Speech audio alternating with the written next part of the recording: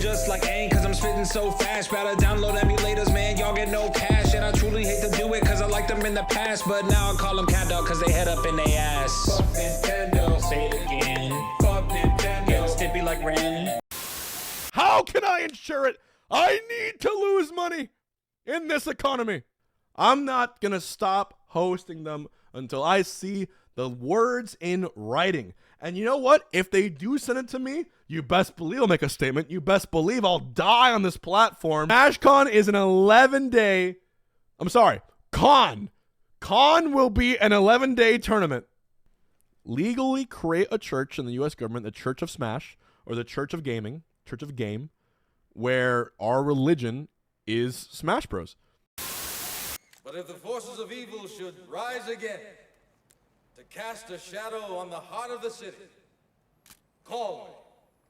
Question. How do we call him?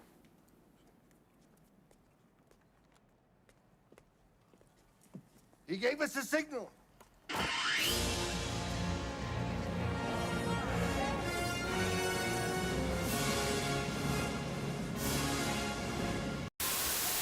Hey guys, this is SDG and welcome back to your weekly Smash Watch Guide. This is the series where I go over every Lumi ranked event for the upcoming weekend and talk about the seeding, storylines, streams, and everything you need to be caught up. And to quickly start things off, as the intro showed, this week has been particularly volatile for the Smash community, with all the reactions that followed Nintendo announcing new community tournament guidelines in all the major regions. A few days out, and we're still trying to process exactly how these changes are going to affect tournaments going forward, but I think the prevailing attitude has become just that. There will be tournaments going forward. There's so much Smash to be played, so even if the scene looks radically different in the future, for one reason or another, it will still be alive. There are 3 majors happening this week, along with a ton of B and C tiers, and I think that's something that ought to be celebrated. This is what people throughout the community are going to be working to maintain and build on going forwards, and it needs all of our support. So to get into it, the largest event this week will be Luminosity Makes Moves Miami, an S-tier event happening where else but Miami, Florida. Spargo is the top seed at this event, and NA's #1 player has been looking a little shaky recently. He was the top seed at his recent events, EU Major Terra and Arkansas National Rewired Fest, but ended up placing 3rd and 4th respectively at those tournaments, dropping sets to Tweak, Gluto, Mutace, and Light. I think overall Tweak is going into this event with slightly higher odds to win, having gotten 2nd at Terra, losing both sets to a player not in attendance, but I definitely wouldn't count Spargo out. Moving down the seeding, Sonics and Light are both coming off of strong events that give them a lot of momentum going into this bracket. Sonics having won Dominican Regional Claro Gaming after a nail-biter grands with Capitancito, and Light having gotten 2nd at Rewired Fest with wins on Mutace and Spargo, who is seeded to play again. Both of these players are poised to place high, if not outright win the event. Then another 2 players people are going to be watching closely are Cola and MKLeo. For Cola, this is his first big offline event since MomoCon 2023, where he lost to Sonics in winners and then DQ'd in losers for 9th place. Fans are hoping for a return to form for this former top 10 player who's been largely absent from competition this year, but the recent 5th place finish at Atlanta Regional Maji Monthly Gaming, with losses to Georgia depth players Spickles and Ave, is a little disheartening. As the 21st seed, Cola has a tough bracket to winner's side top 8, seeded to Big D, Zomba, and Light, but Cola is also known to be the type of player to really turn it on when he needs to, so I think his believers going into this event are not without justification.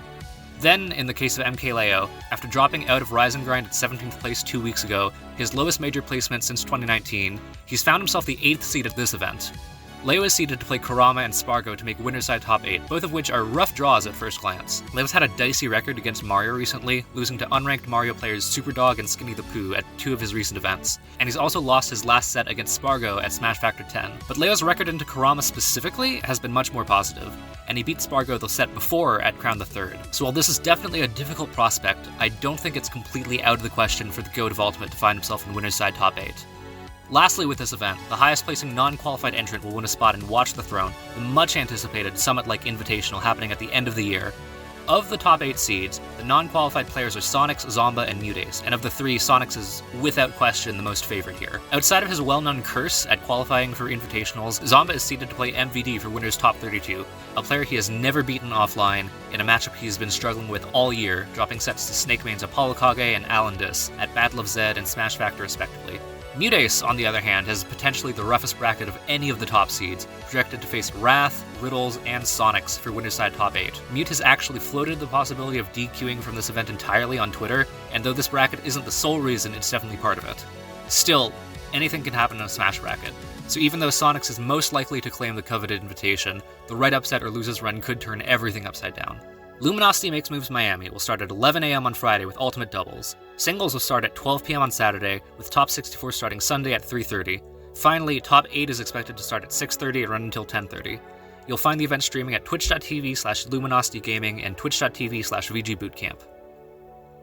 Next up are the two Japanese majors, Seibugeki 15 in Kanto and Mayasuma Top 14.5 in Kansai. These are both one-day events happening back-to-back, Seibugeki on Saturday and Mayasuma on Sunday, and they both feature one of the two best players in Japan, with Mia attending the first and Akola entering the second. These players are both currently tied for the most major wins this year, with both of them winning 8, so it'll be interesting to see if they keep their tie through the weekend or if one of them falters. With Seibugeki, Mia finds himself in the familiar position of being heavily favored to win, having a positive record against all the other top seeds. The biggest threat to his bracket is Shuton, who's taken the most sets off him this year, but when they most recently faced off at SmashCon, Mia was able to take the set 3-2, and Shuton has also been somewhat shaky lately, missing top 8 at his two most recent majors and dropping sets to Hurt, Kananabe, and Jagaimo. The only other potential threat to Mia is if Yuzu is able to upset Gachipi, then he'll face Mia for winner's side top 32 in the Game & Watch Rosa matchup, which Mia lost twice at SmashCon against Abuzz. Those were close sets though, and Abuzz is ranked a lot higher than Yuzu, so I'd still favor Mia going into that matchup. The other player to watch closely at Seibugeki is Yara.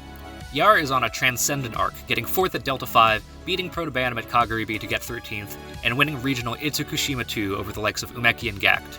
Yara is seeded into Snakemane Kisha, which can be a tough matchup, but if he gets past that, he could potentially upset Ken in the Sonic matchup to make winner's side top 8, and he even has a couple Mia wins this year from regional Okasuma SP11.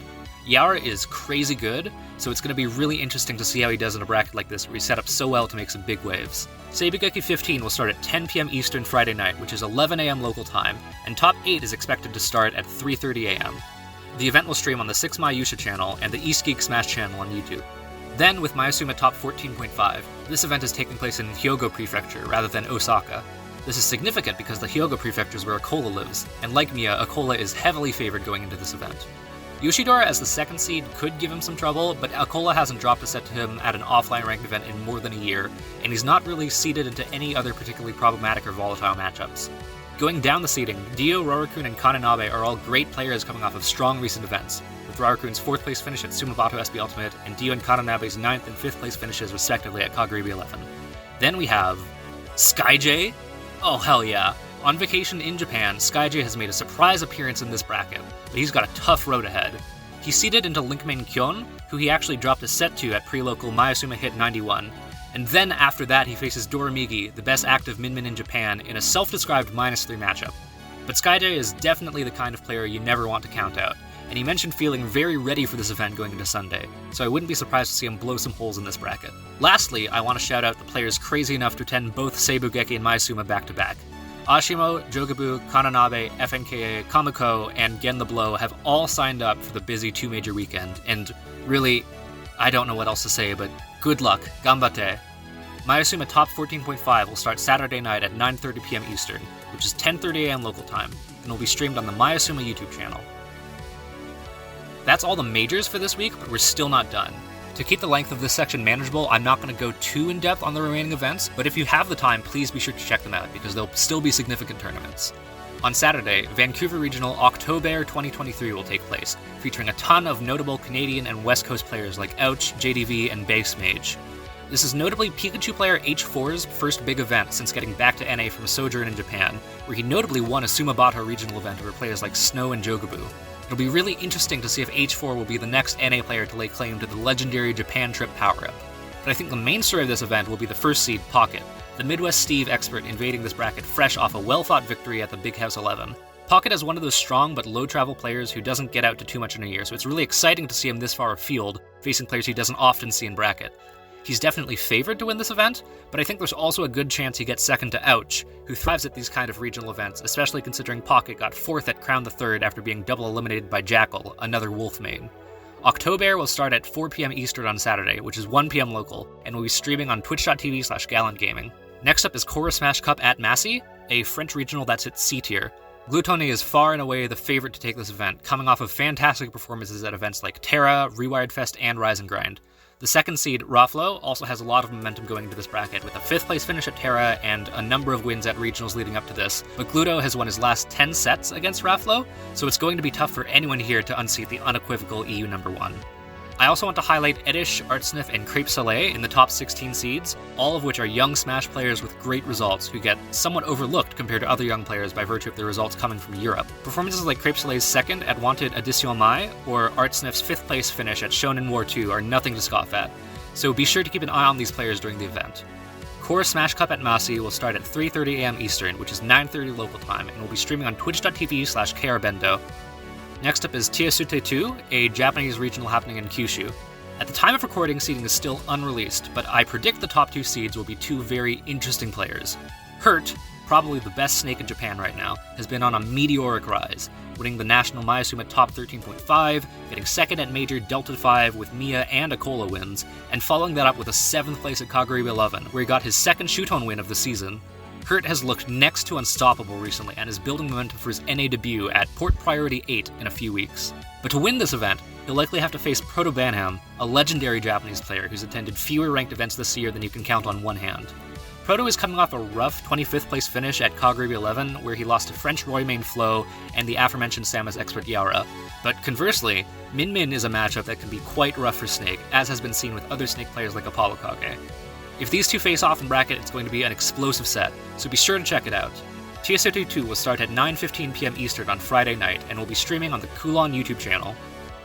Lastly for the C-tier events this week is First Attack 2023, the biggest event this year in Puerto Rico. The top seed is Lima, who's coming off a crazy run to 3rd at Rise and Grind, where he beat DeBuzz and Gluttony.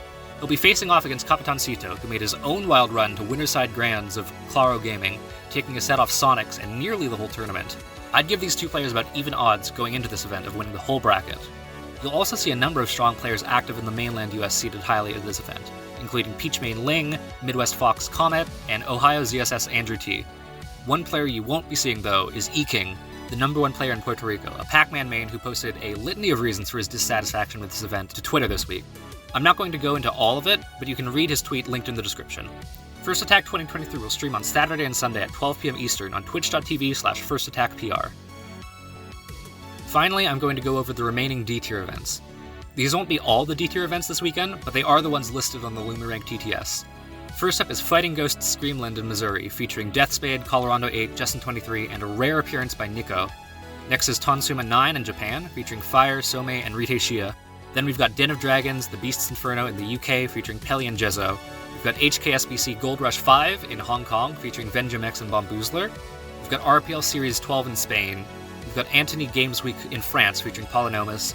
We've got the Graveyard 2023 in Ontario, featuring Burst, Black Twins 13, Not Braden, and Connor. We've got Revolt at Arena 27 in Poland, featuring Fairy Seal, Agrise, Anakai, and Spider. We've got Jarpex 2023 in Austria, featuring Sintro, Sandro, Alex, and Squirrel. We've got NDL Tattoo Convention Smash Tournament in Mexico, featuring Meimei and Jazzar. We've got Kayla's Spooky Smash 3 in North Carolina, featuring No Tag, Regalo, Anarchy, and Lolyoshi. And last but not least, we've got Fall Brawl 2023 in Montana, featuring Major. Yeah, Ganondorf, first seed at a LumiRank event. This week is crazy. But that's finally everything for this very busy week of Smash Ultimate. My name is SDG. These Chespin sprites are by Nuga and Emuffin. The background is from Abstract Motion, and my ending theme is by Popsky. Be sure to like and subscribe for more watch guides like this in the future, and I'll see you later.